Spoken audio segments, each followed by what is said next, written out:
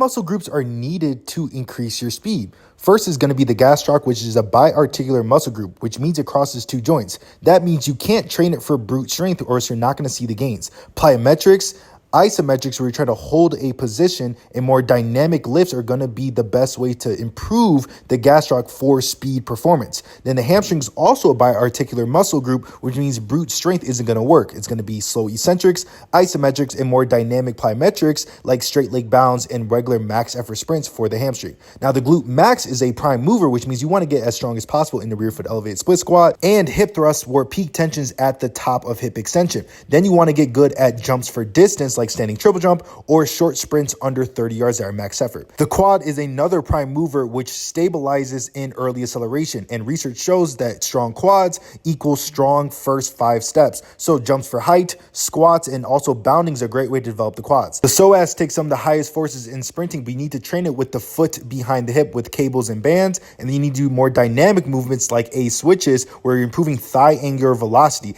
and wicked sprints and max effort sprints that are upright, the highest psoas forces.